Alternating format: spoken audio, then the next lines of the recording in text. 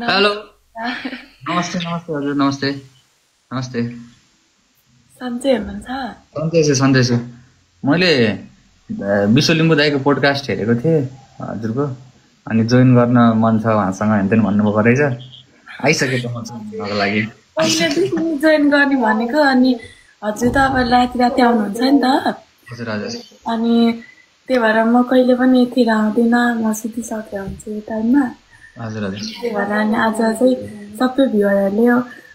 उहाँसँग जोडिनु आज बहिनी भन्नुभएको थियो कि अनि त्यही भएर ठिक छ कहाँ कहाँ बस्नुहुन्छ हजुर अहिले भक्तपुरमा। खासमा चाहिँ भएको के हो मलाई लगायत यहाँ धेरैजनालाई पनि थाहा छैन होला म्याक्सिमम खासमा चाहिँ मगर्नी सिस्टर भाइ नै मेरो चाहिँ कोभिड लास्ट इयरमा फोक्सो ड्यामेज भएको थियो, पुरै ड्यामेज भएको थियो कि अनि त्यस भेन्टिलेटरमा राखेको थियो कि मलाई। अनि भेन्टिलेटरमा चाहिँ 15-16 दिनभन्दा चाहिँ मुखबाट पाइप राख्न मिल्दैन अरे कि अनि यो चाहिँ डाइरेक्ट पलमा राख्नुपर्छ भनेर अनि डाइरेक्ट पल पारेर अनि लङ टर्मसम्म अनि कति 10 महिना जति त म आइसमा बसेको हो क्या। अनि लङ टर्म भेन्टिलेटर भएर चाहिँ अहिले सास फेर्ने नली सुकेको छ, त्यही सास फेर्ने नलीमा प्रब्लम हो क्या अहिले मेरो। बिस्तारै बोल्नुहोस् सिस्टर बिस्तारै बोल्नुहोस् कोसँग को बस्नुहुन्छ हजुर फ्यामिली चाहिँ यहाँ त म मात्रै हो, बाबा मम्मी त सिन्धुलीमै बस्नुहुन्छ। सिन्धुलीको हुनुहुन्छ हजुर हाम्रो पनि 3 जनाको मान्छेहरू हुनुहुन्छ सिन्धुलीतिर एकदम हजुर एकदमै भनौँ न खुसी लाग्यो अब बिहानतिर भिडियो देखेको अहिले बेलुकातिर जोइन हुन पाउँदाखेरि एकदमै खुसी। हजुरसँग मैले पहिलादेखि नै जोइन गर्नु भनेको त्यतिकै टाइम पनि मिलेन। हजुरलाई माया गर्ने मान्छेहरू धेरैजना हुनुहुन्छ कि हो हजुर यसरी माया गरे नि म यहाँसम्म छु नि अहिले दादा। होइन यहाँ सबैजनाले माया गर्छु भनेर भनिराख्नु भएको छ मगर्नी चाहिँ राम्रो हुनुहुन्छ माया गर्नुहुन्छ यताउति भन्नुभएको छ एकदम छ है माया छ हाम्रो साइडबाट पनि एकदमै माया छ है हजुरलाई सबैजनालाई। हजुर म पनि कोभिडमा मेरो पनि ड्याडीको डेथ भएको मेरो पनि बुवा बित्नु भएको कोभिडमा अनि म त्यो म सँगसँगै कति पेसेन्टहरू म मात्रै हो क्या त्यो कोभिडहरू बसेको। ठिक छ त्यही त म पनि त्यहीँ कोभिड वार्डमै थिएँ अनि कोभिड वार्डमै बसेँ 3-4 दिन रेगुलरै खाना खाएन मलाई पनि कोभिड लागेको थियो अनि बुवा त्यहाँ भनौँ न त्यस्तै भयो धेरैजनाले ज्यान गुमाउनु भयो एकैचोटि सबैलाई हो क्या सबैलाई सम्झिन चाहे सबैजना जसले पनि आफ्नो परिवार आफ्नो आफन्तहरू गुमाउनु भयो त्यो साइडमा उहाँहरू सबैलाई सम्झिन चाहे एकचोटि है एकदम अनि मसँगै त्यो हुने सबै पेसेन्ट त छैन नि म मात्रै हो नि। ठिक छ हेरौँ न हजुरलाई माया गर्ने मान्छेहरू कतिजना रहेछन् होइन यसो हेरौँ न है हेरौँ अब मेरो एक्सेप्ट गर्नु त है उतापट्टि 100K प्लस स्कोर पुगेपछि मात्रै म पत्याउँछु है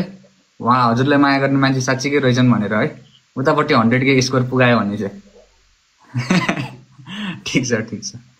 एकदम है अनि खुसी लाग्यो एउटा पोडकास्टको थ्रुबाट। थ्याङ्क यू सो मच सबैजनालाई, हजुरलाई पनि थ्याङ्क यू सो मच है दादा। केही पनि जोइन गर्न पाएँ धेरै खुसी लागेको छ। ठिक छ बुन आफ्नो ख्याल राख आफ्नो केयर गर हेर होइन अनि त्यही हो सबैजनाले माया गर्नुहुन्छ माया गरी पनि राख्नु भएको छ सबैजनाले हो क्या। थ्याङ्क यू सो मच सबैजनालाई। 100K प्लस बनाइदिन्छु ल chat gang let's go for 100K plus points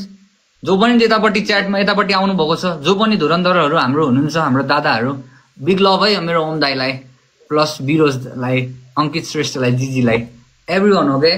जानुहोस् let's go for 100K plus points यार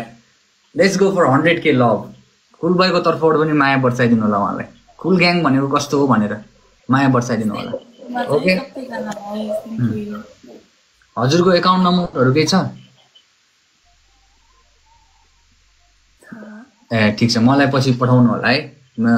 एकजना हाम्रो दाइले माग्नु भएको छ म उहाँलाई पठाइदिन्छु है सबैजना मतलब जसले पनि गर्न चाहनु हजुरले हाल्नु भएको छ कि छैन ताकि हेल्प गरिराख्नु भएको छ नै के मतलब आइडीमा के हाल्नु भएको छ कि छैन ब्याङ्क एकाउन्ट डिटेल्स अथवा केही छैन नि दादा वार्निङ देखाएको राखेको ए ठिक छ मलाई पठाउनु होला म गरिदिन्छु है है ठिक छ राम्रोसँग बस भनौँ अब त्यस्तो भइहाल्यो नहुने कुराहरू यो महामारी लागिहाल्यो कतिपयले त ज्यान गुमाउनु पर्यो कतिपयले के गर्नु पर्यो अब यस्तो सिचुएसन पनि छ एकदमै मलाई त लास्टै ट्रामा हान्छ यस्तो कुराहरूले त उभर्ने कि अनि म त कति अब त बानी भइसक्यो दादा ठिक छ कति वर्ष भइसक्यो 4-5 वर्ष भइसक्यो अहिले दिनुभएको भन्नु ठिक छ भनौँ च्याट जम्मा 55,000 के जम्मा 55 K is this the power of ग्याङको पावर यही हो त 100 के पोइन्ट्स जानु पर्यो यार 100 के पोइन्ट्स जानु पर्यो कता गयो मेरा राजाहरू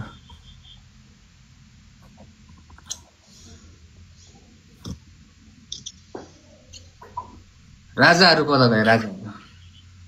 लाइभ सेयर गर उतापट्टि जानु माया सबैजनालाई सपोर्ट गरिदिनु भएकोमा ठिक छ माया गर्नुहुन्छ सबैले म त बोलचाल पनि भएको थिएन ढोकाभेट पनि चिन्जान पनि भएको थिएन त आज यसो चिन्जान गर्ने गरेर आए तिमीलाई फलो ब्याक पनि गरेको छु फलो पनि गरे साथी पनि विरोज आए हाय विरोज मच लभ विरोज मच लभ विरोज अंकित घले ओम दाय chat go for 100K points we can do this ठीक छ आफ्नै दाइ त हैन होला म भाइ हो कि दाइ परे हजुरको खै म त भाइयै पर्यो होला म त भर्खर स्वीट 23 हो अनि कति सालको हजुर म त 58 सालको हो 58 सालको म 60 सालको ए 60 सालको बुनु नै परेछ नि त बुनु नै परेछ ठीक छ राम्रोसँग बस सानो है माया छ हाम्रो साइडबाट एकदम कहिले पनि त्यस्तो एक्लो छु भनेर नसोच्नु हुन्छ chat we are really close to 100K यार 100K पोइन्ट्स त जाओस् न उतापट्टि के बाबु के हो उतापट्टितिर चलबल हान्नु पर्यो राजाहरू राजा धन्यवाद thank you so much thank you so much for 100K points this is the love and this is everything okay माया छ मनदेखि एभ्रीबडी माया छ यस्तै कामहरू गर्दै जानु होला त्यस्तो गर्दै जानु मेरो दादाहरूलाई लभ माया तर बुनो तिमीसँग चाँडै नै भेटघाट पनि गर्न पाऊँ एकदमै भनौँ न एकदम खुसी लाग्यो हेर सानो अब त दाइ नै भन्दा हुन्छ मायाले है ओके हुन्छ हल्का फेरि थ्याङ्क यू सो मच हजुरको ज्ञानहरू सबैजनालाई यस्तै छ थ्याङ्क यू सो मच भन्न चाहन्छु है म धेरै त बोल्न अलिक मिल्दैन थ्याङ्क यू भन्नु पर्दैन अरे बहिनीले दाइलाई थ्याङ्क यू भन्नु पर्दैन बहिनीले दाइलाई पनि थ्याङ्क यू भन्नु इट्स ओके ठिक छ माया छ हाम्रो साइड यो त माया हो हाम्रो है माया हो लभ यू लभ यू भन्नु ठिक छ लभ यू भन्नु लभ यू ठिक छ मेरो सानो ल राम्रोसँग बस्छ Chat, big respect to all the people out there, okay? Big respect. माया छ मनदेखि है माया छ च्याट मनदेखि माया छ स्पेसली हाम्रो ओम दाई अर्को एकजना को हुनुहुन्छ बिरोज ओम एभ्रीबडी सपोर्ट गर्नु होला उहाँहरू जस्तो धेरैजना मान्छेहरू हुनुहुन्छ उहाँ पनि हुनुहुन्छ होइन तर